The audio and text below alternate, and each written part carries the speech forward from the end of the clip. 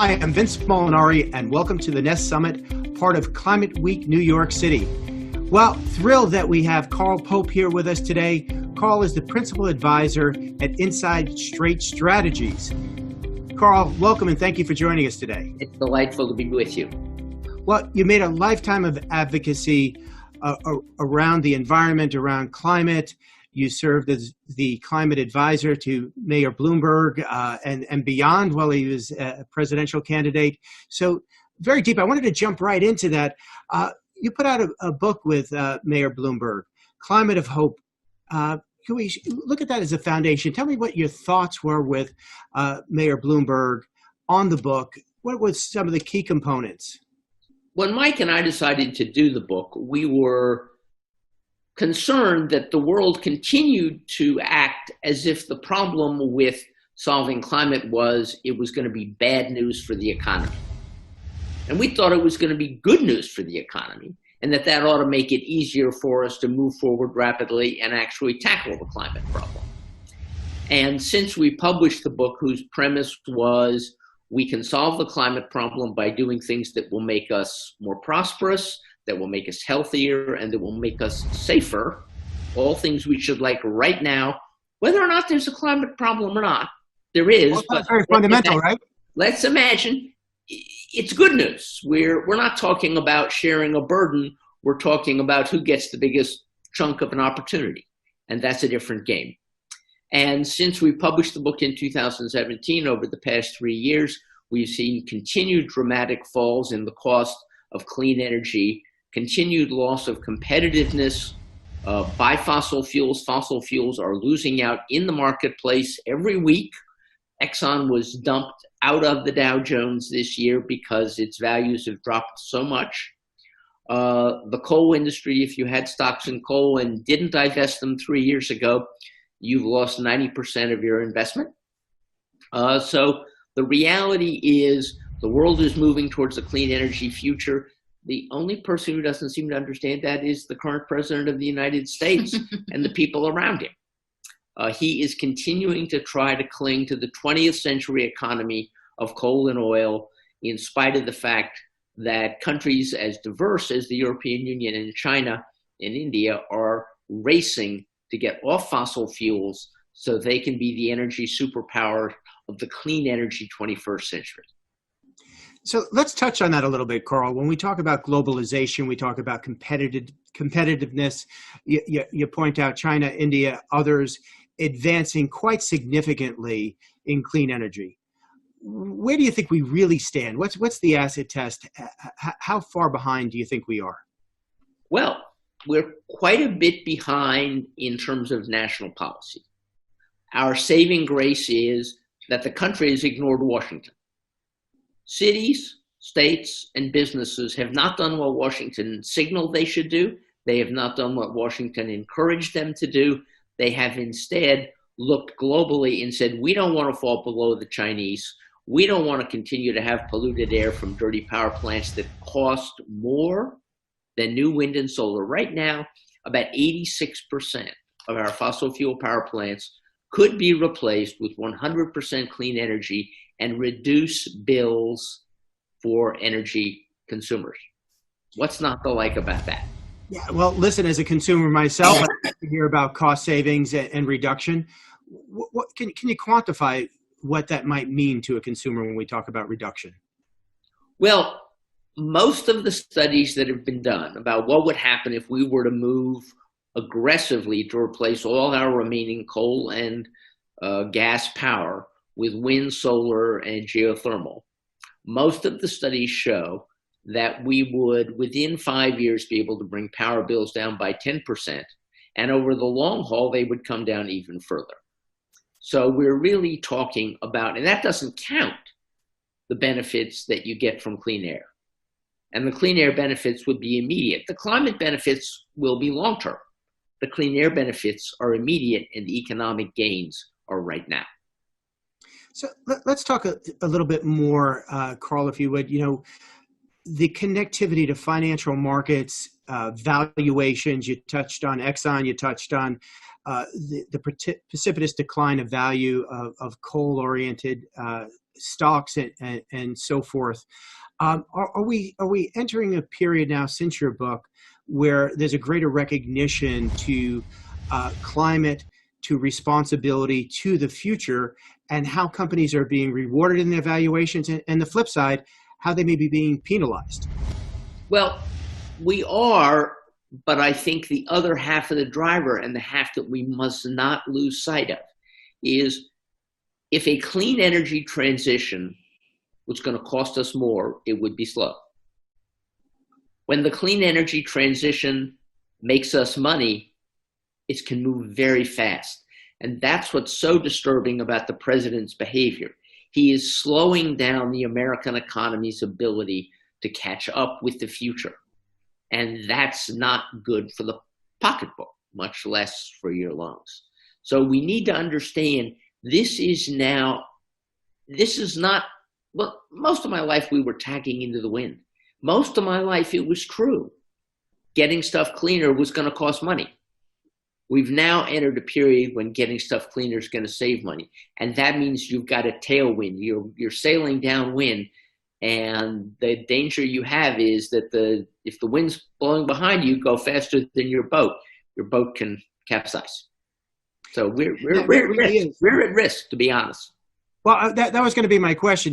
There's such a dramatic shift then if you're moving from the headwinds to the tailwinds and moving precipitously.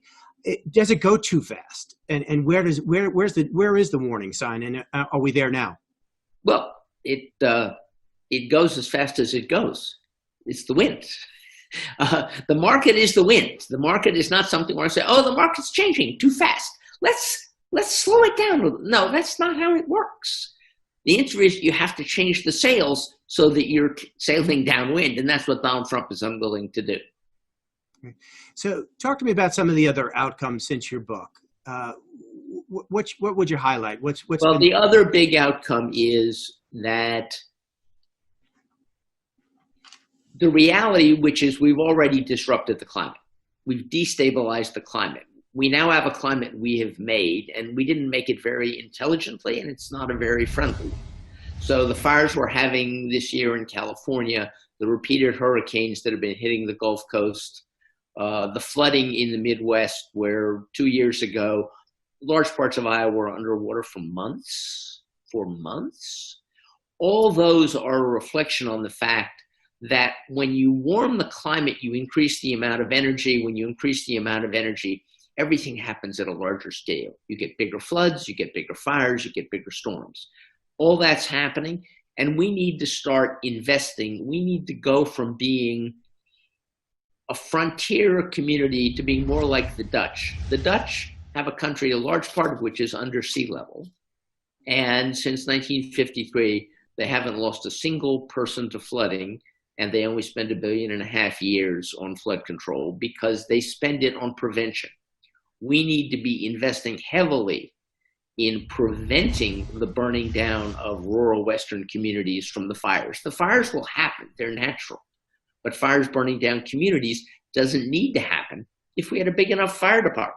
I mean, let's be blunt. We have not taken small community fire protection seriously in this country. New York City has 10,000 firefighters for 200,000 acres. The U.S. Forest Service has 5,000 firefighters for 191 million acres. We are not investing enough in preventive coping with floods and fires and hurricanes. Well, listen, let's jump into that a little bit more because I believe so much of this is part of your op-ed, The Fire This Time, right? And really looking at the severity, looking at how perhaps you do have a national policy around firefighting, or is that regional? How do we move to be preventive to invest reactionary? We invest. We've done this before. We did this 90 years ago. When Franklin Roosevelt came into office, we had the Dust Bowl, and Roosevelt created the Soil Conservation Service to figure out how to prevent wind-blown erosion, and in 5 years, they cut it in 50%. I think the next president, whoever it is, should set a 50% goal for cutting damages from wind, storm, and fire in 5 years. And we can do it. And we save money because right now what happens, we don't invest in keeping stuff ready for what it's going to face. And then when the disaster happens, we spend a fortune to clean it up. There was one incident in California where there was a defective spillway on the Oroville Dam. It would have cost a lot of money. Yeah, it would have cost $100 million to repair it. We didn't repair it. We had an overflow. It's cost us $1 billion to clean up the mess. So with ratios like 10 to 1, and with the government having to bail us out anyway, we'd be much smarter to have the government invest in prevention and in community protection. Community protection ought to be the center of our policy on fire, flood, and storm. And right now, it's community cleanup. That is stone foolish. So we have to do a total reversal. We're moving to prevention, investing on the front end preemptively. As you say, we're going to pay for it either way, right? So we'll pay less. We'll pay much less at the front end, which I guess becomes the whole core to the thing. We don't lose lives. We don't lose economic. I mean, one of the huge costs that doesn't get counted from these fires is the economic activity in these Western communities that are dependent upon clean air and recreation get totally shut down. Nobody is up there because you can't breathe. So we need to get on top of this, and we need federal leadership to do so, because you don't know where the fires are going to happen. This year it's California, Washington, and Oregon. Next time it could be Colorado and New Mexico. We need to have firefighters that we can move where the fires are. We need more Pulaskis on the ground. A Pulaski is that big instrument they use to fight a fire. We need more people on the ground year-round, preventing communities from being exposed to fire, and then when the fires do happen, fighting them. Well, Carl, thank you so much for joining us. And as we part, how do folks find out more about your work and can follow you on an ongoing basis? They can follow me on Salon. I have my blog appears on Salon, so that's the best way to follow me. Terrific. Carl, thanks again for joining us today. Thanks. Terrific. Glad to be with you.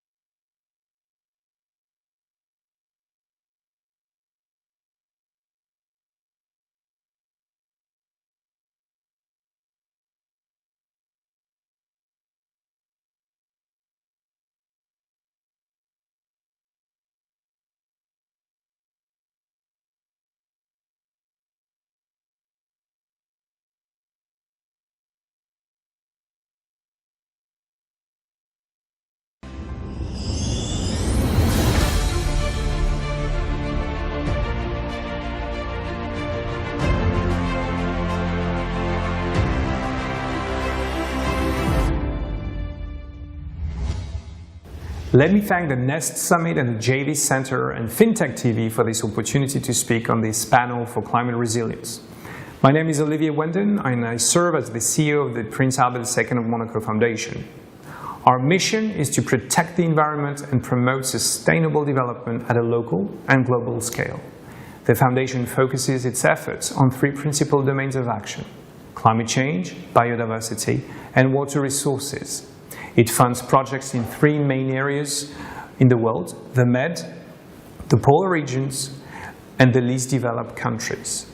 In nearly 15 years, the Foundation has contributed to more than 500 projects globally. We recognize that the challenges of security, sustainable development, and climate change cannot be solved by one government, one industry, or even one continent alone. That is why I am pleased to announce that the Prince Albert II of Monaco Foundation has formed a strategic partnership with the Stimson Center, one of the most respected think tanks in the world, and its initiative, the Alliance for a Climate Resilient Earth, which is providing global leadership for the climate resilience movement. We see the devastation that climate-related disasters are causing all over the world. Lost lives and livelihoods, damaged homes and poverty, ruined infrastructure, and degraded ecosystems are endangering the very fabric of our societies, the existence of small islands, and the viability of coastal cities. Rising sea levels, saltwater intrusion, unprecedented hurricanes and typhoons, floods, mudslides, droughts, epic wildfires, and extreme weather events have demanded the attention of leaders in the developed and developing world alike. While no city or country is immune from these disasters, vulnerable communities will suffer the most. Marginal communities are often the most dependent on natural resources for their survival and sustenance. That is why nature-based solutions are such a vital part of any climate resilience strategy. No leader can afford to ignore these escalating risks. Climate resilience is now on par with climate mitigation, and both should stand at the top of the world's agenda, reinforcing each other. The development and implementation of a climate resilience strategy is an essential precondition for the success of each of the UN Sustainable Development Goals for 2030. We need to get ahead of the destructive wave of disasters that rising climate emissions are causing. We need to instill a culture of preparedness to allow societies to progress. Most importantly, we need to act now before disasters strike. Infrastructure can become the central driver of the global movement for climate resilience if we approached it holistically. Ecosystems are where we get our fresh water, our food supply, and our building materials for shelter. Even the oxygen we breathe comes from the biodiversity of the seas and forests. Partnerships for a systems approach would enable us to not only build sustainable climate-resilient homes, offices, and infrastructure, but also protect the natural infrastructure that forms the living foundation of our civilization.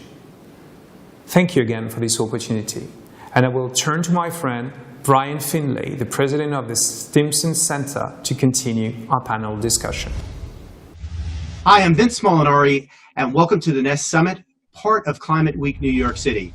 Well, a special thank you, Olivier Wenden, CEO of Prince Albert II of Monaco's Foundation, for those wonderful opening remarks, and a special thanks to you and to Prince Albert II for bringing visibility, awareness to what's going on with climate, and particular emphasis to me, really touching to talk about climate injustice and what's going on in the world today. So again, thank you.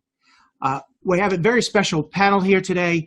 We're going to talk about climate resilience. I have two spectacular guests, Brian Finlay, President and CEO of the Stimson Center, and Jerry Buckwalter, Chief Operating Officer and Strategy Officer of American Society of Civil Engineers. Welcome, gentlemen. Good to be here. Thank you, Vince. Well, delighted to have you both.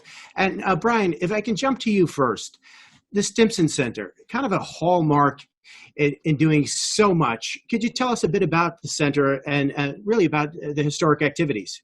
Yeah, of course, I'm happy to, Vince. First, thanks for the opportunity. I'm so grateful to get the chance to do this with you and with Jerry as well. And I also, if I may, just say a word of thanks to Olivier and to the wider staff at the foundation as well. We're really proud of the new partnership that we have with the foundation here at Stimson, and I think together through a project that you're going to learn a little bit more about here today, the Alliance for a Climate Resilient Earth, that is housed at Stimson, but boasts 100 or more members, where I think together with the foundation, really going to operationalize a suite of globally significant programs and projects in the coming years, and none more important than the one that you're going to hear and discuss with Jerry today.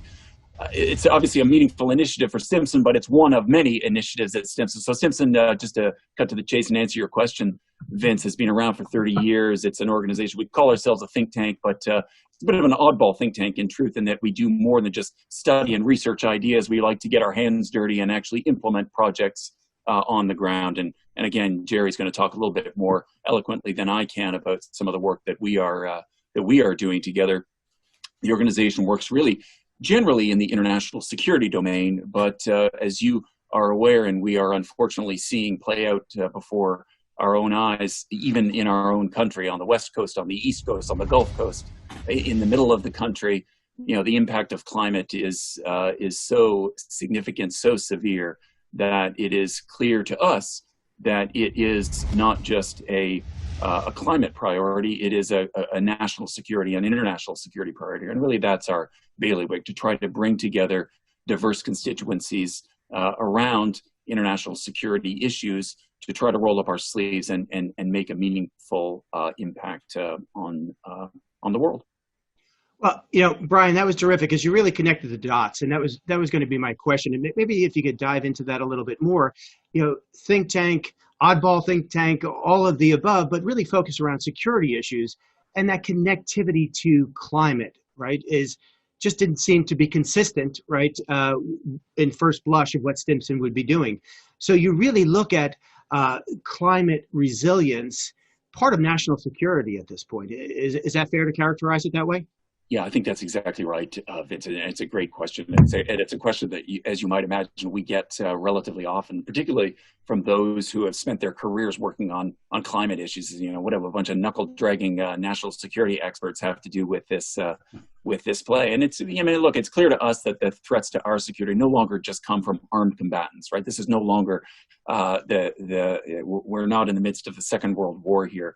So, whether it's cyber attacks on our economy, whether it's the deliberate use of disease as a weapon of war, there's so many ways that one can do harm to one's adversary, willingly or even simply by accident. And to us, climate is something that clearly touches us all, right? We interact with the climate literally every day of our lives. And so what we're seeing, I think, increasingly with climate change and adaptations to our climate is that whether it is competition for resources in Asia that foments armed conflict, whether it's sea level rise or forest fires in the Americas that creates climate refugees, whether it's the destruction of infrastructure and again in our own country that foments civil violence and competition, it's clear to us that a changing climate will really have knock-on impacts to national security. And so that's really why we have created the Alliance for a Climate Resilient Earth, so that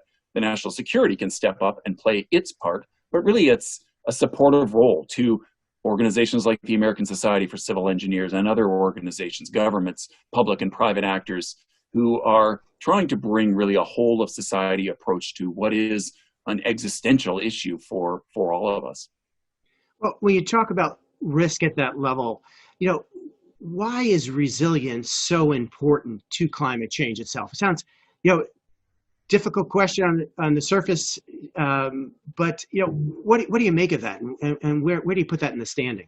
Yeah, no, it's a fundamental question. I mean, look, we've always been focused, I think, as a community on mitigation, right? And mitigation will always be important. It always has been important, and it will continue to be essential to combat a changing climate. Unfortunately, the evidence indicates that emissions are rising and will continue to do so. And this is no longer the purview of just scientific prediction. We're seeing it, unfortunately, right? As I say, it's playing out, unfortunately, before our own eyes. Floods, hurricanes, fires. We can see, I think, for the first time here in the United States, what others have been experiencing for many years, the practical and pragmatic impact of a changing climate on our lives. And unfortunately, I think we're losing ground on mitigation. And so it's not to say that we should dismiss mitigation, that we should turn our backs on mitigation and move towards resilience. But what is clear to me, at least, and Jerry can speak much more eloquently, I think, on this, is that mitigation really needs to be on a par. Our resilience needs to be on a par with mitigation. We need both. It's two sides really of the same coin, and we really have to do everything we can, obviously, to mitigate and reduce emissions. But at the same time, we also have to face reality, and the reality of a changing climate is that we need to be prepared for what is we are experiencing today and what is going to be magnified, I think, in the future. I really like the way you put that, Brian. It is that interplay of resilience and mitigation. And as we think about that going forward. Well, look, there's a lot of activity going on. ACRE is standing head and shoulders above so many things, I think, that are going on. Why is ACRE different to some similar work that's going on? Yeah, it's an important question. So, look, I think that what we realized as we entered this space, the resilient space, is that we're not the first ones to talk about this, right? There have been those, Jerry and the association, and others have been talking about this for decades, and the need for greater attention to building resilience into the built environment. The challenge that we see, I think, and really the rationale for the Alliance for a Climate Resilient Earth, ACRE, is to try to create some synergies between constituencies that really, to date, have not found interest in one another. So whether it's the insurance industry, whether it's a group of engineers, whether it's local, state, and national officials, whether it's an NGO committed to building out the mangrove, whether it's, we all share some piece of a resilience agenda. And the purpose of ACRE really is to bring that cohort together so we can learn from one another and we can better leverage the resources that we each bring to the table. So our motto really is no stovepipes, right? How do we find common cause in promoting atypical partnerships to create really practical and pragmatic solutions? And again, the one that I'm most proud of right now is our relationship with the folks at the ASCE. I've learned a lot from them. Hopefully, they've learned something from us, or we brought something to the table. Maybe Jerry he's not nodding his head over there. I see, but we'll hear more from him. But for us, it's really that sort of atypical partnership between a national security think tank and the Association for Saving, who would have ever put us in the room, and yet the meaningful work I think that is coming out is going to pay dividends for generations. Well, I'm going to jump to Jerry here for a few moments, but really that's what struck me so much about ACRE was really not only the levels of collaboration, but it was the collaboration between folks that you didn't anticipate, right? And finding perhaps that correlation when you didn't think previously correlated. And on top of that is really the levels of moving things to action, right? So not just thinking about it, no pun intended from a think tank, but becoming part of an action tank, right? So kudos to everyone on that forefront. Jerry, please, I wanted to bring you forward here, and certainly Brian has teed this up and framed it beautifully for us. Maybe you could even start fundamentally for us. Tell us about the ASCE. Many of our viewers aren't quite familiar with the acronym, certainly American Society of Civil Engineers. And pretty robust organization, I think, if I'm correct, 150-odd thousand members, perhaps? Oh, well, we'll go bigger than that. But first, I must make a correction. No one should describe Brian or Stimson as knuckle-dragging national security experts. But we left that to Brian himself. Oh, I know. So I had to clear that up right away. Well done. The American Society of Civil Engineers is quite aged in the sense and mature. It started back in the mid-1800s. It's one of the largest engineering societies in the world.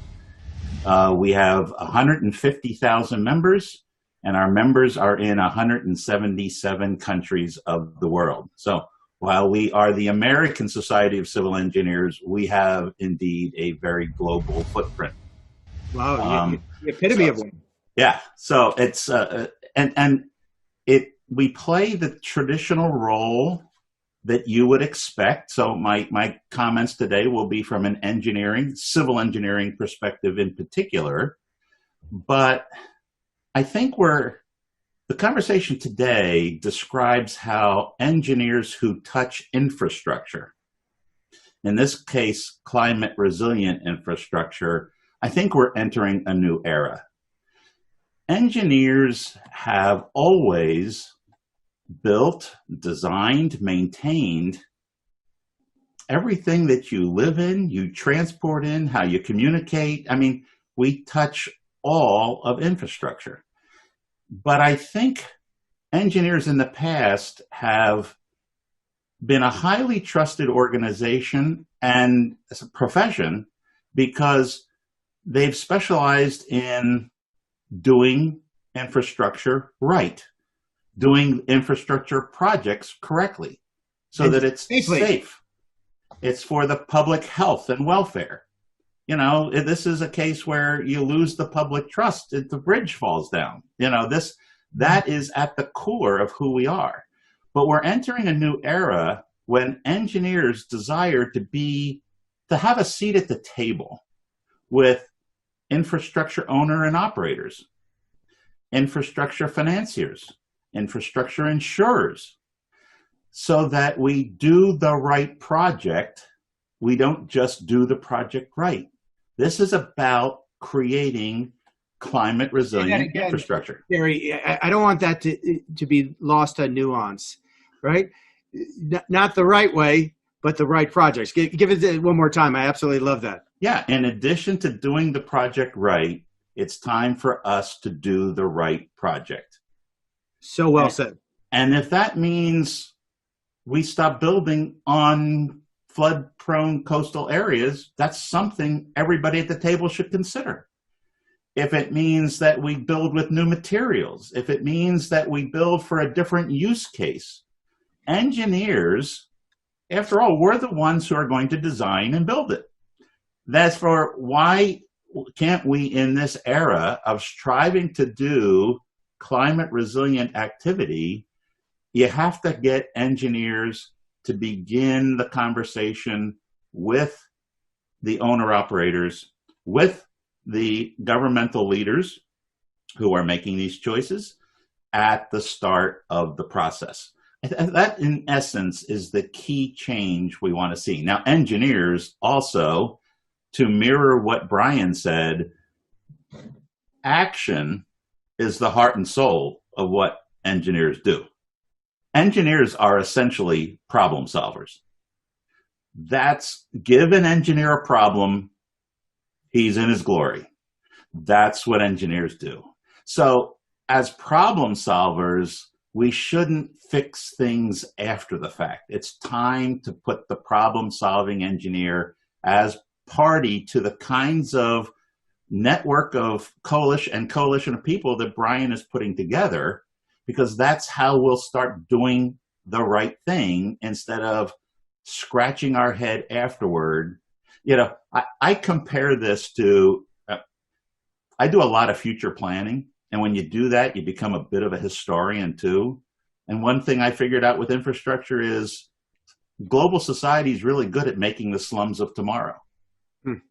You fix that when you plan what you're going to build at the very outset, not by fixing it afterward. Again, Jerry, I have to go back to this. You are so profound and full of wisdom here. I love the problem solving, but we don't want to solve the symptom of the problem, right? Exactly. It's clear that you want to be in front and be proactive and systematically solve for the change. That's right. And by the way, it's only natural. Infrastructure in all its facets and what it produces in societal benefit, quality of life, is a complex issue. Who are we to think that government leaders or engineers or financiers or insurers or building owners can fix this in their own siloed domain? That just is never going to happen. It's a complex issue. It needs the voice of all the rational people at the table to solve the problem. Goes back to the core, right? The domain experts, the wisdom of that crowd to bring forward that best outcome and Right. to help drive the policy based upon that knowledge set. Exactly. So I know ASCE is a proud member of ACRE, moving things forward. It sounded like Brian was a bit of a proud parent of what's occurring here. So talk to me, and I believe it's ASCE 7. Is that the best way to refer to the new standard that you're moving forward? No, that's actually a standard that's already out there. That's a structural engineering standard that has actually been promulgated around the world. Let me talk about standards for a minute, if I may. Yeah, absolutely. So that is one of several standards. It's a key one that was generated a few years ago. And the beauty of an engineering standard is it actually creates action at the grassroots level. Look, we all can sit here and talk. It's good. We create great advocacy for something.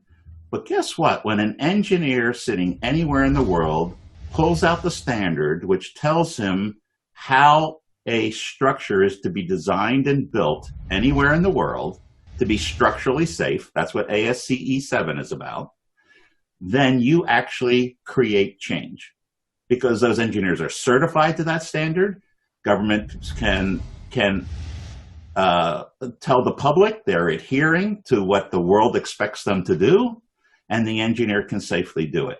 What we're working on is now a soon-to-be-released global standard that's designed specifically on sustainable and resilient infrastructure. So we will do the same thing that we did in ASCE 7 in our sustainable and resilient standard, which will talk expressly to all the facets of what does it mean to design and build climate resilient infrastructure. And again, it's a very rigorous process because again, we're certifying engineers who, go to court if something doesn't work. This is something they can bank on. It gets way beyond the things that Brian and I can do, which is chatter about it. So when you move past the chatter and you've elevated, if you would, no pun intended, the standard around sustainability. What is it? Get a little granular for me. What is it? What are we actually talking about? Are we talking about more wind resistant, flood resistant? What does that all mean in the practical reality as we set this? I guess. Yeah. Best practice, new level of standard around sustainability and infrastructure. Right. So I'm going to pull up a cheat sheet here. The standard will expressly cover life cycle cost, resource allocation. Are you building efficiently with the resources and materials that you're using? It actually looks at quality of life of the users of the infrastructure. People don't think like that about what engineers do. This is starting with the outcomes, a very important distinction. It's looking at the outcomes that the people who use the infrastructure need from that infrastructure before you start designing and building it. It will cover resilience, how well it can degrade, recover, rapidly reconstitute. It'll look at the natural resource use, and it'll look at air and climate issues that it produces. So it's designed to cover all the facets of what we typically think of like carbon release, but it will go further and it will look at how do the people who live or transport or communicate through that infrastructure actually use it, and are we enabling a society that becomes climate conservative? Again, a much bolder thing for engineers to do than you normally think of for engineers. One additional feature of this standard and the way we approach it, I talked about how, it's all about looking at the outcomes first before you just start designing and building. But there's two other features to how you look at the outcomes that are changing in our world. One, you should look at it on a performance-based approach. it's time for us to get past to owner and operators just saying, here's the spec, build the building, and let's look at the performance. What do we want from that building? What do we want from that bridge? How's it going to be used in 50 years? What's the performance we expect for the users, the citizens of the world? That's a key change. And the second key change is we have to get a lot better at life cycle assessment.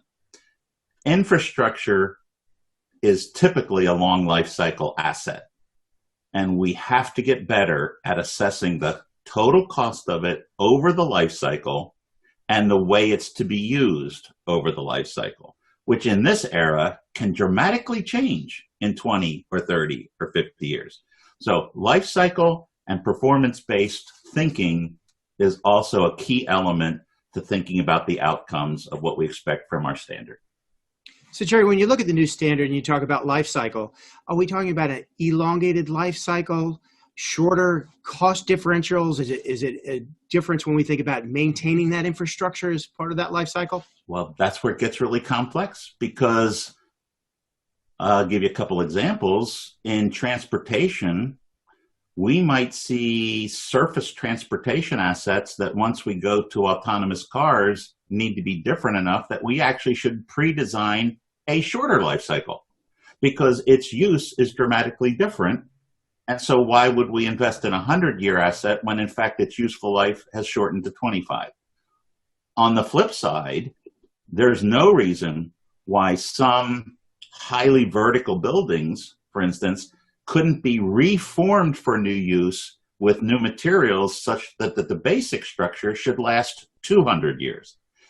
It's a complex question, and with the coming nexus of technology changes, communication changes, new materials, climate change, demographic changes, what we expect from our world, and urbanization patterns, that's a complex mix that actually means you look at a wide variety of life cycles.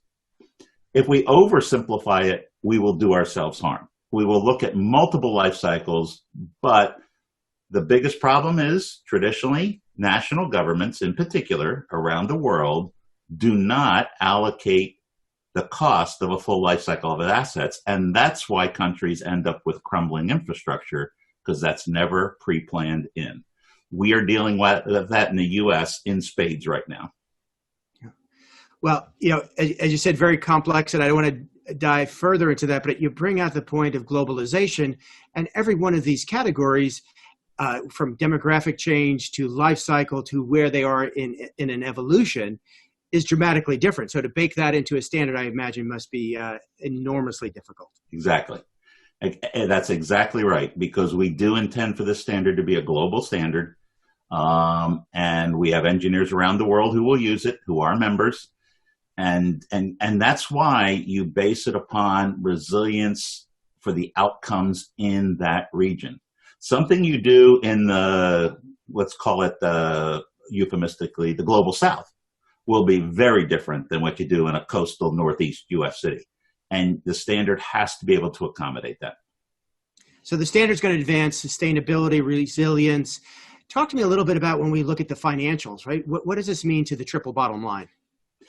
I think it has a tremendous impact. But let's face it, right now, when I talk to the finance community, when you talk about the coming digital infrastructure and coming wave of problematic risk based upon climate change, there's not a good financial model.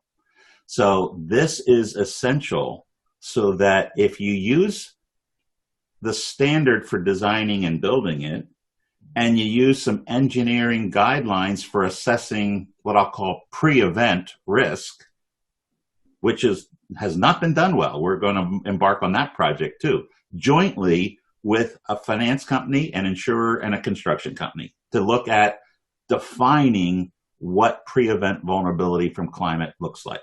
So you combine both of those, you've essentially given an owner-operator and the financier of that project a way to de-risk the development of it. That is essential right now. We de-risk it by traditional heritage standards. This is intended to do it looking forward. Wonderful. So when's the standard coming out, and how do folks find more about it or be able to track it, Jerry? So we will be using our alliance with Brian ACRE to get it out, particularly to the non-engineering community. We will get it out kind of ourselves to the broad engineering community. But the bulk of the work is done. Global subject matter experts are in their final reviews, and we will now enter the stage where it will go out for public review in the next month or two.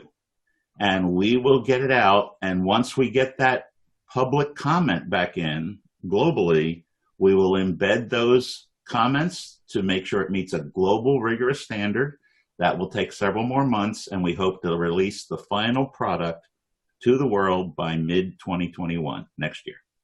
Well, absolutely love to have you back on the Impact Show next year, whenever you're ready. We'd love to learn more about it when it's live. Right, as we end this segment, it was really delightful to have both of you. How do folks find out more about all the other work that's just so wonderful at the Stimson Center? Yeah, thanks for asking. So there's a website right above my head that folks can check out at any time, Vince, and you can learn more about ACRE as well at that address with the extension ACRE at the end /ACRE. You can learn more about what we're doing in the climate resilience space. And if I may, Vince, just take the opportunity as well just to say one other thing. You know, for neophytes like myself, to the engineering world, it's a little bit difficult to get your head around how meaningful this could be. I mean, what Jerry is proposing here is truly fundamental and could be such a remarkable asset to the international community in terms of addressing climate change in the long run and being prepared for some of the dire consequences we're seeing around the world today. And as I look, you know, as we stand here in the midst of Climate Week, Vince, and as I stare at that pin on your lapel, I'm reminded that you know, we as an international community have made you know, a set of commitments, sustainable development goals that we intend to implement. We cannot implement that alone. Government alone is not the solution.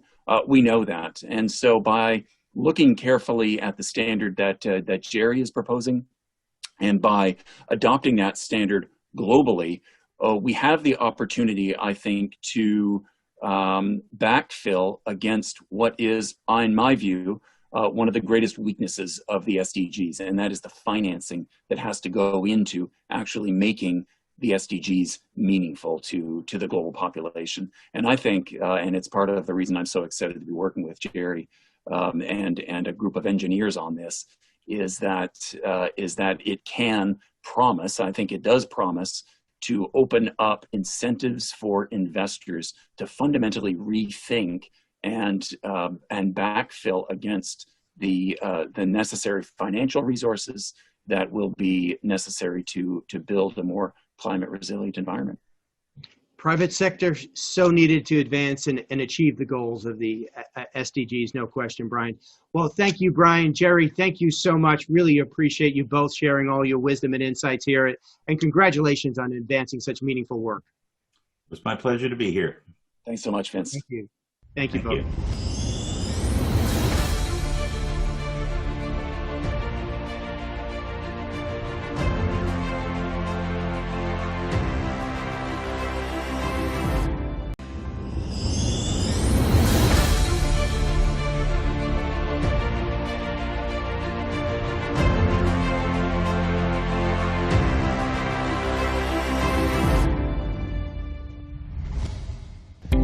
Hi, welcome back to the Javits Center. We're live at the NEST Summit. And my guest today is Valentina Germani, Legal Officer, UN Division of Ocean Affairs and Law of the Sea. Thank you so much, Valentina, for joining us today. Thank you, Jeff. Good morning, everyone, and thanks a lot for the opportunity to be here today and participate in the NEST Summit, and for being here to talk to you about ocean and climate, a subject I'm very passionate about. So let's start off digging into the topic a little bit. We obviously know that we hear regularly the oceans are warming, and that's a big part of climate change. But can you go a little bit deeper into the interaction between oceans and climate risk? Absolutely. First of all, let me remind everyone that ocean covers 71% of the surface of our planet. And they support many unique habitats, ecosystem, and importantly, they also offer a large number of direct and indirect services to us, humans.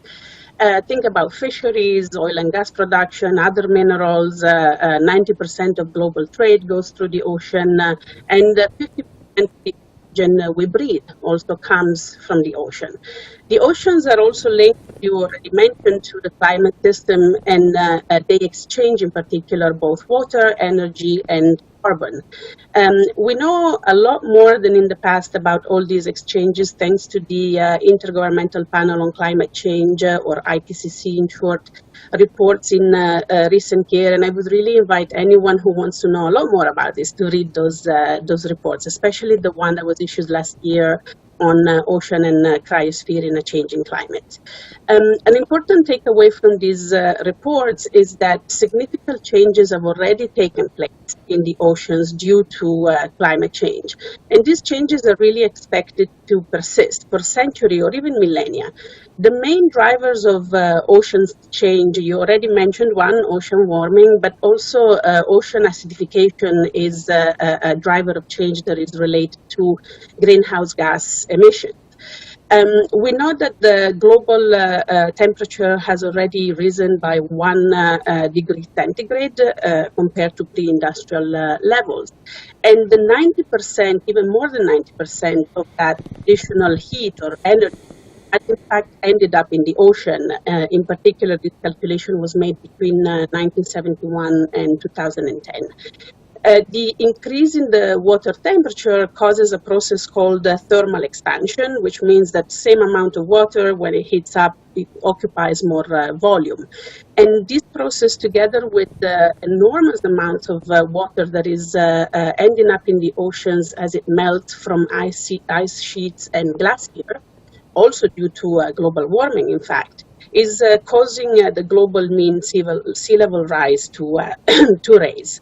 In fact, we know from, again, the IPCC that since the mid-1800s, sea level rise has been greater than the average rate for the previous 2 millennia. And it's really expected to continue to raise well beyond 2100. So it's a process that is here to stay.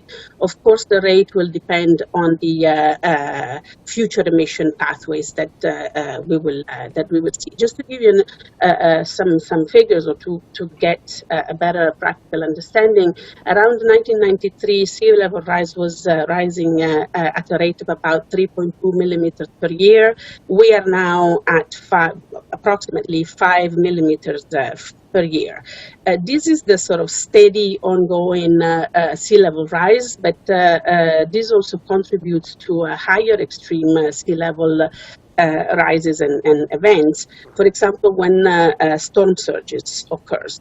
And these extreme sea level events are also expected to become more and more common in the years and centuries to come. Valentina?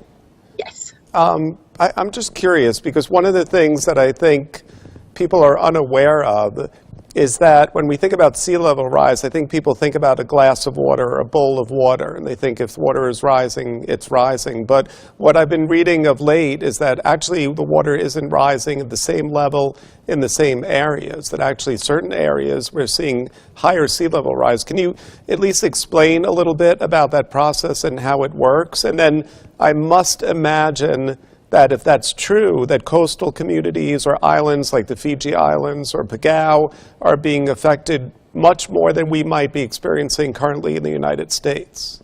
Absolutely. It's a very important point that you're making, Jeff. The rise of sea level is not geographically uniform, and it's very much dependent on regional differences, the shape, the configuration of the coastline, for example, but also other processes that are taking place along the coast. There are areas where human activities have already caused coastal erosion and other changes to the coastline, and in those areas, the effect of sea level rise is much more felt than in other regions. I think the difference in different regions could be more or less around 30% difference in the experience on how this coastline experience sea level rise. And based on what you said, does it also matter the temperature in the local area? Because if the warming is actually creating the expansion of the water, then is it rising more around the equator than it might be rising around the Arctic Circle, for instance? Yes and no, in the sense that, yes, temperatures are rising in the equators and in some regions a lot more. But for example, in very cold regions like the polar areas, we have the other impact of climate change, which is mentioned, is the melting of glaciers and the ice. So even though in those areas, the sea level does not so much rise because of the ocean warming, it's definitely rising at very high rate because of the melting of the ice. So Arctic communities are experiencing sea level rise consequences just as much, or I don't know if it's as much, but also as small island developing states and low-lying coasts and delta areas that are experiencing in tropical countries. So it's not just dependent on the temperature. So we have a confluence of events. We have warming, which is creating rising. We have glacier melts, which is creating rising. We have acidification. What does that interaction do to coastal communities that depend on fishing and coral reefs to be thriving? Can you talk a little bit about the effects that we're already seeing today? Because I think the other issue is that a lot of people think this is a future problem. And there are coastal communities and islands that I believe today are seeing significant catastrophe already. Can you talk to that? Absolutely, absolutely. Not only the ecological, but also the socioeconomic consequences that are already being felt in many states. I already mentioned the small island developing states, but all low-lying coastlines and deltas and Arctic communities, they are currently experiencing the impacts of sea level rise, but also ocean warming, ocean acidification.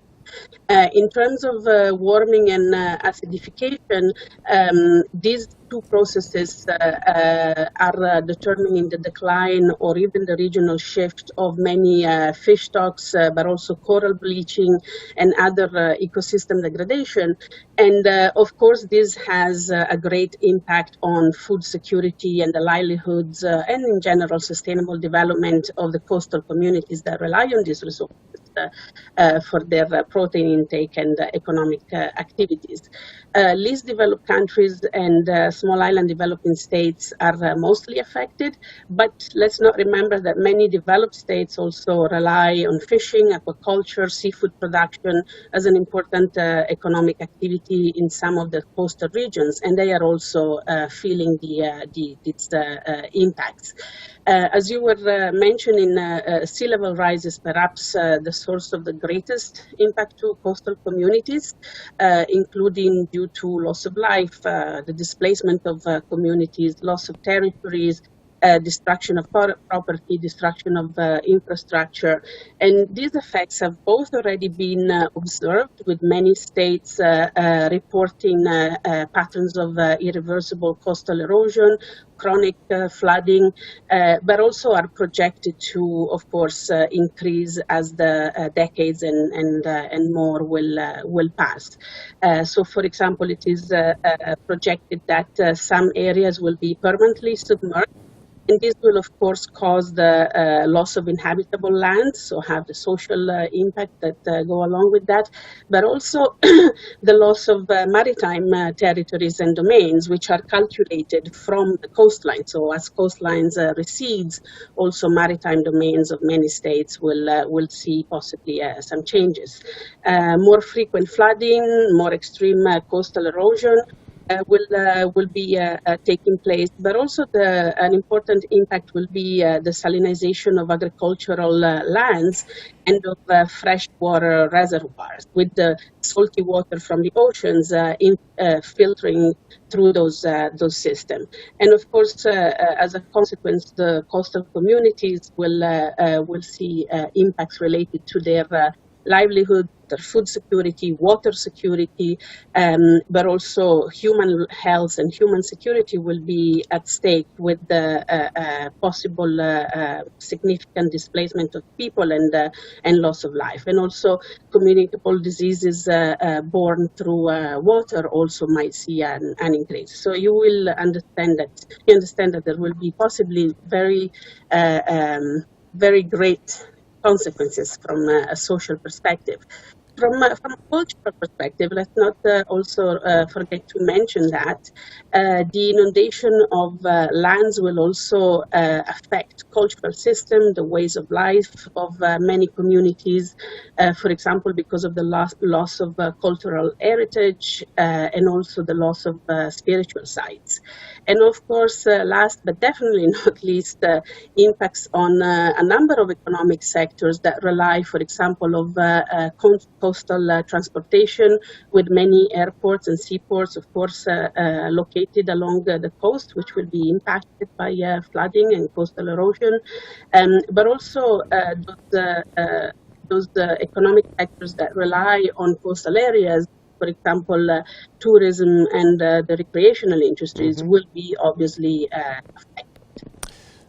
Valentina, can you tell us a little bit about what the UN is doing, especially around the United States? Are we seeing any progress in these areas?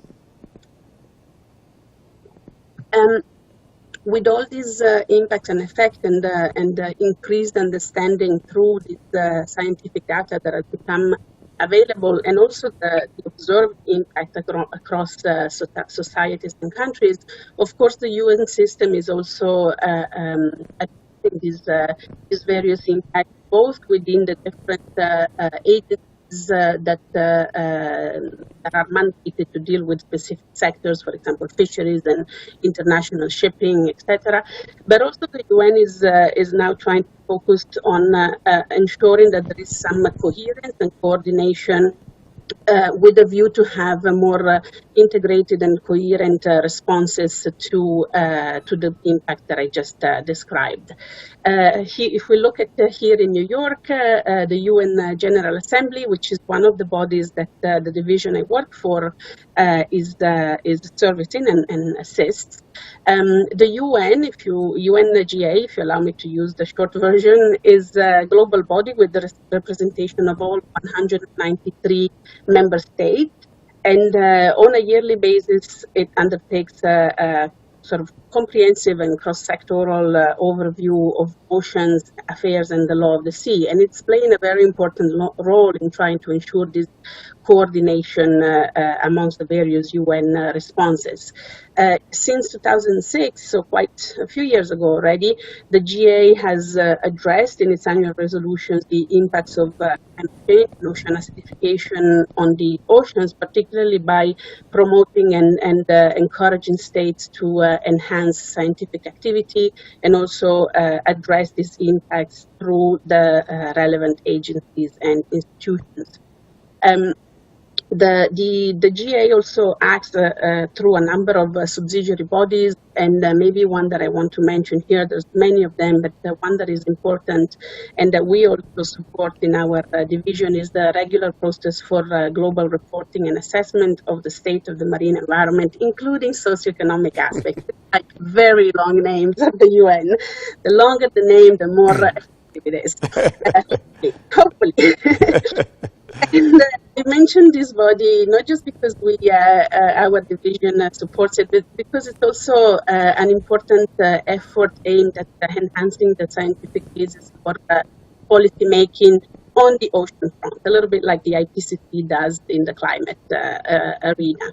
And of course, it has considered questions of climate change, and currently this process is working on the second ocean assessment, which will become available probably next year. But there are many other bodies related to the General Assembly that are looking at various aspects of the ocean and climate interactions. Of course, there are the efforts and in the context of the SDGs and in particular the UN conference to support the implementation of SDG 14 in 2017, and then of supposed to resume this year, but maybe next year, if COVID allows, we'll also look at important aspects of how these impacts of climate change on oceans will affect sustainable development pathway. Valentina? I just want to thank Valentina Germani so much for joining us from the UN. It was a pleasure, and there is obviously so much to learn about the interaction of oceans and the climate, but we really appreciate at least delving into the subject today. Thank you for joining me at the Nest Summit, live at the Javits Center. Thank you, Jeff. Thank you very much.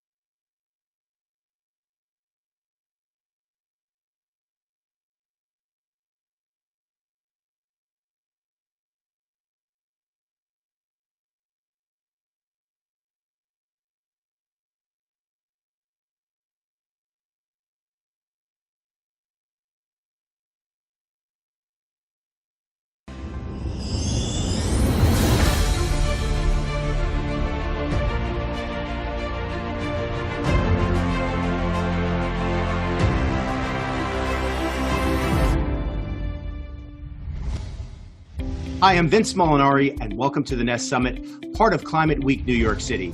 I am thrilled to invite our guest on today, Dr. Manuel Pinuela, who is a technology and science entrepreneur. What a combination. Manuel, thank you, and welcome to the show. Thank you, Vince. Delighted to be here. So you're the founder and CEO of Cultivo. Tell us a bit about Cultivo and what you're doing. And I've got to tell you, you had me right at the onset. You had me at hello with Invest in Nature. So you have everybody's attention. Take it away. Oh, perfect. Thank you, Vince. Well, Cultivo is here to unlock investment in nature at scale. And we basically do that by unlocking land and therefore then unlocking investment into nature. And we do that by throwing technology at a very difficult problem, figuring out what is the natural capital that's, for example, an tract of land, figuring out if we can actually make that tract of land, that ecosystem bounce back, and then figure out what are the yields that that tract of land would bring, for example, on carbon capture, water capture, very importantly, biodiversity, natural infrastructure, and job creation. That we then package into what we call a nature generator that is primarily an investment product that allows investors to therefore very succinctly and knowing all the risks and all the upsides, what the opportunity on investing in nature could look like. So you're really going to core of looking at regeneration, I would say, and this intersection of technology. How do we look or birth, if you would, untapped resources or new ways to look at resources of land? Am I correct about that? Yeah, spot on. In fact, it's all about that. The level of land degradation around the planet is 75% at least. We've lost more than 1 million species. And of course, the direct impact on now our health, but also how habitable or inhabitable our planet is now very palpable. So yes, we're going straight to the core of those issues. I love it. I love it. So, when we move the narrative and now the narrative to action of how do we become better stewards of our planet, the oneness of all of us on the planet, and how we have to self-heal or self-correct so that we have a more prosperous future. Why invest in nature? What's the takeaway? How do we think about that differently? Well, the first thing is that it's a very attractive investment. The second part is that you have something that is very core to now not only financial institutions or corporations, but accredited investors and literally everyone out there on the street, where you want to have and know exactly where your money is going to. Knowing that it's going to nature is a massive bonus. Figuring out with data how your money is actually impacting ecosystems, species, basically nature is biodiversity is another way of saying nature. And more importantly, how you're also making sure that it's sustainable by creating jobs. So the fact that you have financial returns, natural returns, and social returns make it a very interesting investment asset. So you've clearly moved way past the old narrative of this is a nice thing to do, we should feel good about doing. You've moved this front and center to being core of investment thesis, both for traditional financial returns, but those exponential returns in the return to nature. Absolutely. And more importantly is that we're really unlocking the two sides of that market that you were just mentioning, right? The abundance of green finance and how it's just increasing, with many large funds. So it's a race really right now, hundreds, tens and billions of dollars going into nature.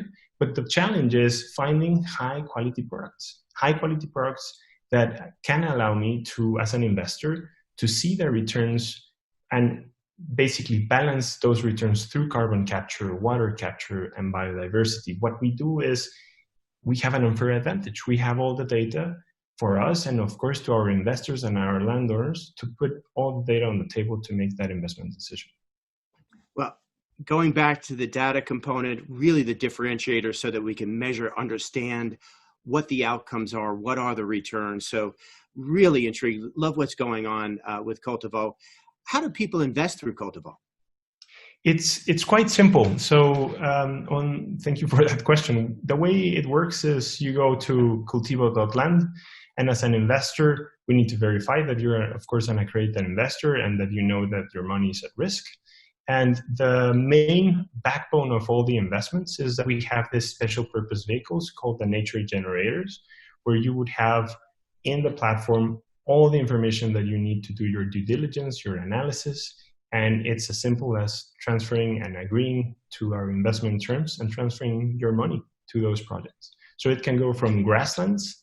So let me tell you a bit more about how those investment products look. It can be from grasslands, it can be forests, and it can be wetlands such as mangroves. And that's across the globe. So it is a globalized asset class that you're looking at. Yes. In fact, we have 3 sites to manage the globe. We have offices in California, Mexico City for Latin America and the Caribbean, and in London for covering the UK, Europe, and Africa. I know you mentioned accredited investors there a moment ago. Do you have a typical prototype of who invests through Cultivo? Is it accredited, institutional? Is it a wide swath? It's quite wide. We focus a lot currently in financial institutions and corporates that are going beyond just being an off-taker. They're figuring out this is a profit center for them, and therefore they're investing directly onto the projects. But also, I love the fact that you asked for accredited investors, because there is a huge part of the population, especially driven by millennials, that have those characteristics that I mentioned, that they want to know exactly where their money is going to, and then it's very aligned to their core values. And those core values tend to be nature and livelihood improvement. Well, we're certainly thrilled with the recent SEC action to expand the definition of accredited investor to open a wider swath of potential investors. So I could see where that creates a bit more momentum for what Cultivo is doing. I'd love to talk about the returns, right? When you define the returns at Cultivo, are you looking, certainly what seems to be, as you indicated, great financial returns, but are you creating metrics or measuring the outcomes that are perhaps historically not thought of in terms of rate of returns, the amount of carbon reduction, the amount of regeneration, and so forth? Yeah, so let me start with the first one. So from a financial perspective, we put the lens that any investor would look at. We look at IRRs. As an example, one of our grasslands project has of course, with all the risks, has an implicit IRR of more than 20%, multiple on investment capital of more than 3x in 5 years. But when you then look at the other component that's driving that value, which is nature. So think about the amount of captured carbon that comes from that grassland, and the price of how that is increasing with a market that, just with a task force led by Mark Carney, is expected to grow 160 times. It's amazing news. The same thing happens so carbon is intangible, very tangible happens with water. So we have a lot of investors that are completely focused on water, a market that's more than $1 trillion. And then the biodiversity component. So we use technology not only to measure carbon, to measure water, to measure biodiversity. So each project that an investor goes for would have a very specific set of species that are being protected and tracked. For a market that is more now than there's a gap on this investment market. This is why it's such a great opportunity of more than 700 billion. And then you have a component on the social part. So on the social part, you have livelihood improvement, primarily through job creation and the cascade that creates in a community. All investors in Cultivo would know we're not displacing people, especially when you're looking between the tropics. And so we are very specific into also tracking that against the UN's SDGs, Sustainable Development Goals. Well, you bring up an amazing point with the SDGs and kind of the awareness of climate risk, the demand side for investable product that align with people's purpose and core beliefs. Are you seeing the same phenomenon? Are you working with corporations as well here? Yeah, absolutely. In fact, on their sustainability reports, they love the fact that in the platform, on the on-day and dynamic way we're providing reports and basically taking the pulse of all the nature generators, all the projects. They already have all the information that they need for their sustainable reports that, as you know, have evolved quite a lot to be very specific on the SDGs, very specific on how they're mitigating their emissions. And we're really proud of working with corporations that really do everything that they can to mitigate and to avoid those emissions, basically to decarbonize. And they're using the offsets just towards the last part, that there is not enough technology or it's very difficult to offset. Terrific. Manuel, as we close out here, how do folks find out more about the new term that I learned today, nature generators, what Cultivo is doing? How do they learn more? So first and foremost, please go to our website, cultivo.land. There's more and more channels that we will be opening, but follow us there or on LinkedIn. Great. Thank you for joining us, and thank you for the terrific work that you're putting forward. Thank you, Vince. It's been a pleasure. All ours.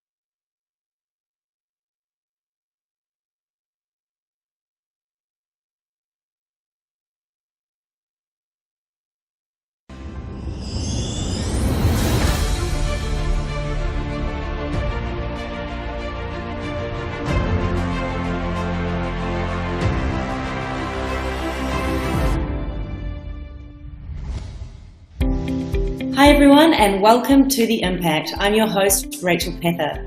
As part of Nest Summit Climate Week, I'm very excited to welcome Mr. Yousif Al-Ali to today's show.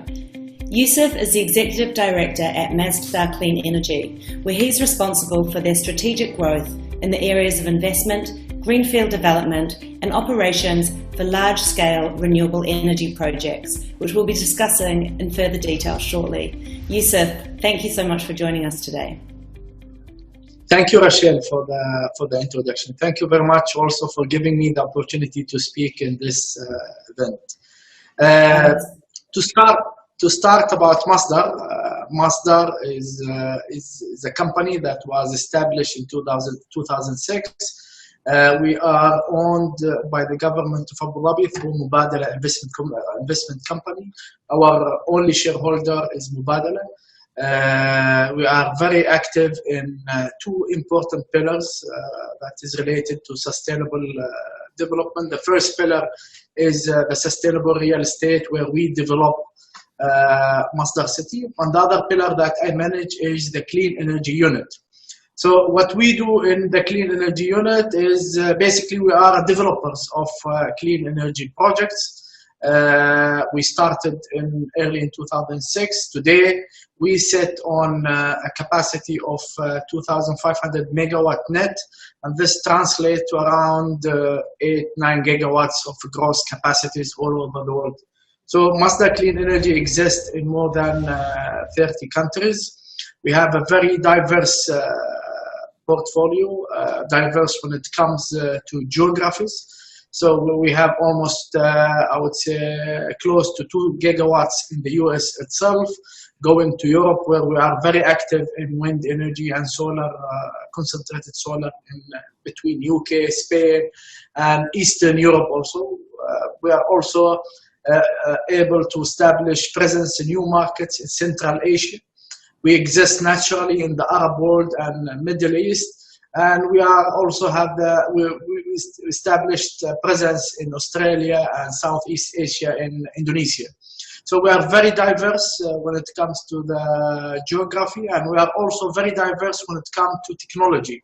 So we have experience in development and operations of concentrated solar technology, photovoltaic technology. We are developing new ideas in solar like floating photovoltaic. We were the first one who developed other CSP technologies like the tower. When it comes to wind, we are also very diversified, onshore wind, offshore wind, floating offshore wind. And we also have experience in developing other technologies, something like carbon capture and something like waste to energy projects. Maybe it's conventional technologies for you, but for us in this part of the world, the Middle East, it's a new innovative approach that Masdar is taking. So Masdar, in a simple word, Masdar is an international developer of clean energy projects. Fabulous. That's a great overview. Thank you, Yousif. And I'd like to dive down a bit deeper into the US side of that equation. Masdar recently made its first solar investment in the US through a landmark deal with EDF. Can you talk me through that deal specifically and why that was important to you? So our presence in the US started last year with our acquisition in Texas and New Mexico for the two power plant, two wind projects that we have in New Mexico. The transaction that we are talking about now is this year transaction happened with our partner EDF Renewables. So we acquired 1.6 gigawatts of clean energy portfolio. This is the gross capacity. We acquired 50% stake in these projects, and it's really a diverse portfolio, and it includes solar and wind. So we have 3 utility-scale wind farms in Nebraska and Texas with a total capacity of 800 megawatt of wind projects. And we have also a portfolio of photovoltaic projects that are mainly in California. And some of them are using the storage technologies. And so why is the US such an important market for you? US, when it comes if you look at the markets all over the world, the different markets, so the biggest accessible market in the world is the US market. It's the only market where you can deploy investments and acquire large-scale projects, so large-scale investments. So this is, for me, US is the largest accessible market in a single country. Of course, the US comes with its own requirements and conditions. It's a huge country where you have different markets, you have different states that each has its own conditions. So for us, strategically, in order to grow and become one of the top renewable energy companies in the world, we need to be present in the US. US is the biggest accessible market. Of course, there are other markets, but are not accessible like the US. US is very liquid, easy to enter to the US and easy to exit from the US. So all the international developers that are the leading in the world now, all of them have a huge presence in the US. And I know you mentioned Texas, but I'd just like to dive in a bit deeper into California. Last month, we obviously saw the state having large blackouts, and there's been some suggestions that renewables and energy storage facilities might be to blame for the strain on the grid.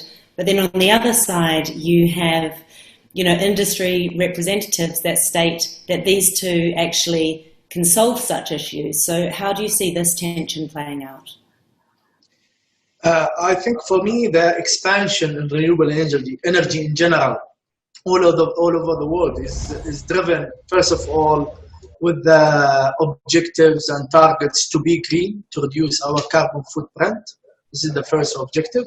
The second is the economics of these projects. These projects are really very attractive economically, and in most of the cases all over the world, not only in California, we demonstrated that our cost is below grid parity in many situations, many cases. The technology, yes, we acknowledge that photovoltaic technology is an intermittent technology, so intermittent source of generation, but that technology evolved a lot. Today, in many of our projects, we use also batteries where we can dispatch electricity at any time. So I'm not into that situation exactly. I'm not into what led to that blackout, but I'm confident that renewable energy is able to provide solutions that allows a generator to regulate that generation and provide electricity at all time without any interruption. So with the batteries cost these days, very attractive, I think we can provide electricity at all time. We can regulate the generation in a good manner that doesn't allow blackouts to happen. And when you increase your dependence on renewable energy, you obviously, you need the battery storage facilities to go alongside that. Is this an area that you're looking to invest in further? When renewable energy started in this region, it was completely new. So the penetration of renewable energies was very low. But from day one, as a company, Masdar, we were focusing on a parallel track on the development of storage technologies. So we were one of the first to invest in projects that have storage. I'm talking about 2008. So our projects that we built in Spain, all of them have storage capacity, thermal storage capacities. So Khima Solar project have 15 hours of thermal storage capacity. It can generate electricity day and night in summertime. Doesn't stop at all. The other also projects that we built in Spain have storage capacities. So from the early days, we focus on developing our capabilities on thermal storage and batteries as well. We invested in Batwind projects. It's a battery project in the UK, and also the projects we have in partnership developed by EDF Renewables also have batteries capabilities. This is the future. If we want to have a higher penetration of renewable energy in the grid, we need to focus a lot on developing the battery solution. Thanks to the automobility industry, the batteries are getting developed more and more because of the demand there. Cost is becoming low and low. I think now we are reaching a level where using batteries makes sense for these projects. To give you an example, so in certain locations in the US itself, you have congestion in the grid. You cannot dispatch all the time. Batteries can provide a solution. So it's win-win solution because developers, they don't want to waste, they don't want to stop generation, they want to generate all the time. So we can store this electricity during the congestion time to dispatch it at other times where electricity prices are better and congestion is much less. Excellent. And you've touched on some of these technologies in the previous questions, but just to close, where are you seeing the greatest opportunities in renewables from a global perspective? I think renewable is, started of being one of potential provider of electricity with its own nature of being intermittent. Now is being evolved and developed to provide full solutions. So renewable energy can provide a reliable source of electricity. So the opportunity is more on the batteries. So we focus a certain time on developing projects with thermal storage. But I think with the evolution that happened with the batteries, I think batteries are winning. And all the future projects in the next few years will always have storage capabilities, batteries. I'm more focused on the region. I'm not expert in the US itself in particular, although we invested in solar projects with batteries, but I'm talking about my region here in the Middle East. In the Middle East, batteries will become a must, and we've seen in the recent bids, auctions in the region, the clients are asking for storage capabilities. Excellent. Well, as someone who lives in the region, I can say firsthand that what you've done in terms of renewable is really fantastic. So thank you so much, Mr. Yousif. It's been a pleasure having you join us today. Thank you very much. Thank you for hosting me. Thank you very much. Thank you.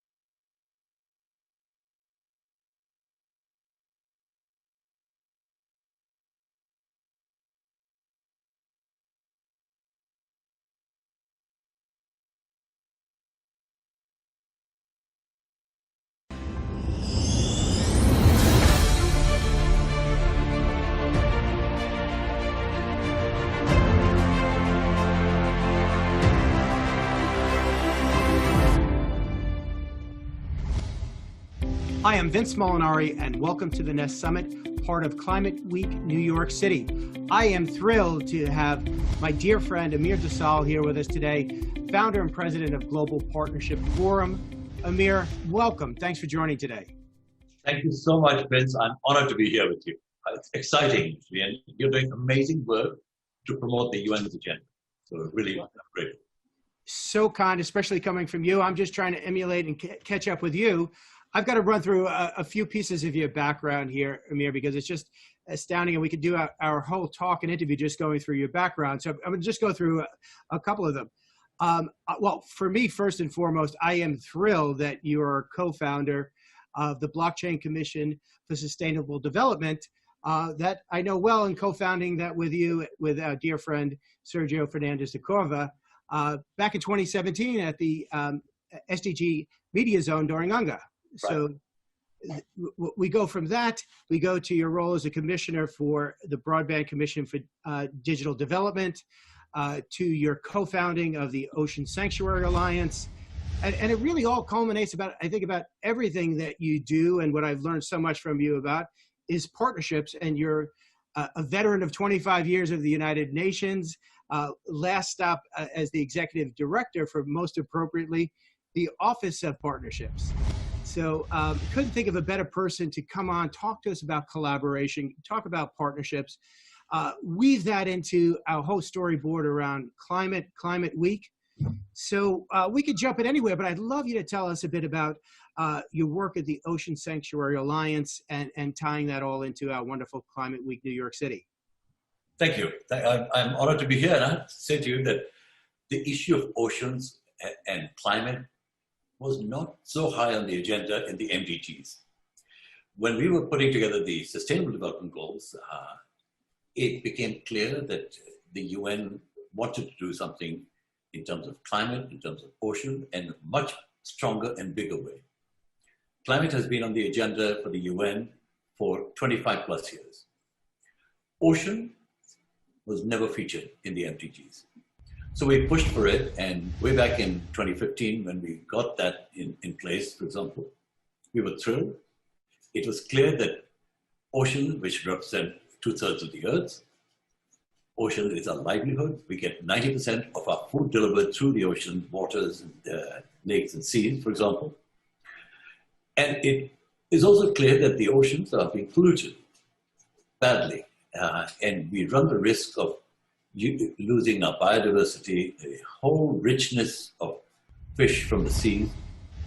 So we focused on one aspect of it, which is to help member states, governments around the world, create marine protected areas.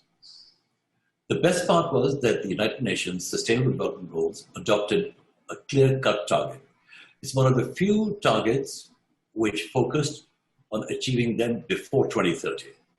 And that's 10% of marine protected areas by 2020. Now, that's easily said and done. Many countries have started moving towards that, and quite a few have achieved that, but we are still way behind. According to the UN, we've reached about 5.7% now. We need to get to 10%. Some countries have actually committed a lot more, but they have not implemented this yet. Now, the challenge of implementation is that if you close off part of the sea to fishing, then the fishing community, the coastal community, runs the risk of losing their livelihoods. So it's a balancing act. You need to find replacement income for that, create new aspects of it. Even tourism has to be sensitive tourism, caring tourism, ecotourism, different terminologies one can use, but to make sure that the fish and the mammals and the corals are protected. And the UN has embarked on this. This year was supposed to be the year of the Ocean 2020 conference in Lisbon. Regrettably, because of COVID-19, that didn't happen. But the UN has been active on it and pushing for that, engaging private sector and civil society. And the even better news is that private sector and civil society is stepping up to the plate and saying, we're ready to help. We want to figure out ways of helping governments create these MPAs. So we're getting there. I'm optimistic. I think we should actually have a higher target. We should have a target of 30% instead of 10%. And then once we get that, because there is the coastal communities, but there's also the high seas where people actually not only do the fishing on the high seas, but also deep sea mining, so for rare earths and so on. So I'll stop here and just say to you that progress is being made, but a lot more needs to be done. So speaking of that, Amir, and I love the way you frame up some of the challenges. There are solutions. There are many pressing issues for our oceans. And again, you point out the difference between deep sea issues and more coastal. What do we need to do from a collaboration standpoint, partnerships, engaging the private sector to not only, I think I love your heightening of the targets to 30%. How do we get to 10% and beyond and solve for some of the other issues facing our oceans? Right. So I think one of the most important things is we need to figure out the answer to the question, what's in it for me? The private sector will not come in just for the sake of doing good. They need to see the value proposition. And it's not difficult if you establish these innovative public-private partnerships where the private sector can invest in the coastal community in an environmentally friendly way, create jobs, but also make money out of it. They have to think of the bottom line, but they can do that and do good in the process. So private sector coming in alone and saying, this is what we'll do, is not enough. You need to work with the community at large, and the governments. The governments can provide that enabling environment for business to flourish, provide them that kind of right regulations and business-friendly rules and regulations. And the coastal communities can then benefit from it, from new capital. And it's starting to happen, but not enough. So in answer to your question, we need to open up the doors.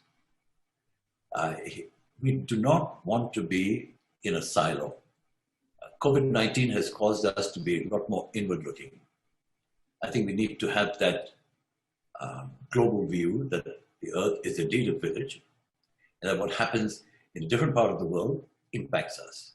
What happens in Greenland impacts us in climate. You saw what's happened with the ice break. Sooner rather than later, it'll affect us here in the East Coast and the West Coast and so on. I'd love you to go into that a little bit further, Amir, because that was really kind of, as we look at this movement, this engagement of private sector, all that's happening, and now we have the backdrop of COVID globally. And as you said, it's forced so many nations to pull inward and be a little bit more isolated or nationalistic. How do we break down those silos? How do we create that collaboration? Really, and I love the way you framed it, by the way. Our planet is a village, right? The oneness of each of us and the connectivity from the Amazon to the Nordics and to our oceans, and the impact that each of us has on all of those elements, and that has on us. So how do we work in this COVID environment? I know you're giving that a lot of thought. Yes, it's not easy, by the way. The UN's focus is multilateralism, engaging all the member states. And incidentally, nationalism at the political level does not necessarily translate into the local level. There are philanthropists, there are social entrepreneurs out there who are thinking beyond their borders.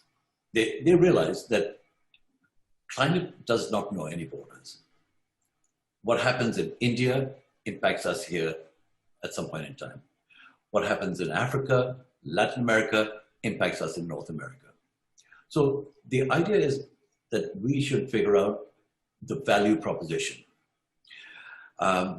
Multilateral financial institutions, international financial institutions, have only so much funding. They cannot, on their own, achieve some of these goals, some of the challenges facing the world. Some have started to argue that, okay, We stopped using cars, so there's less carbon dioxide in the atmosphere. So climate is not top of the agenda. Well, the Secretary General has said, not true. While on the one hand, CO2 emissions have reduced because of less traffic on the road, less air travel, but industrialization will continue to do so. And by the way, industrialization has to take place around the world if we are to address the huge gaps in our society. When we have 30% of the population living below the poverty line of $1.25 a day. So the UN and Secretary General Guterres has launched a COVID-19 fund, not only to help with health and education, but also poverty alleviation. And I think that's where member states can come in. That's where private sector can come in. And we've been very pleasantly surprised with the WHO fund to address COVID-19. People like Bill Gates and others are contributing to it, to find a cure, find a vaccine, and help humanity in general. It's human nature. We tend to think of ourselves first, but very quickly we should be thinking of others too. Well, and I think that's the perfect way to close out, and I'd love to get your closing thoughts. As you reference Secretary General Guterres, all of the you speak of speaks to the theme of his decade of action.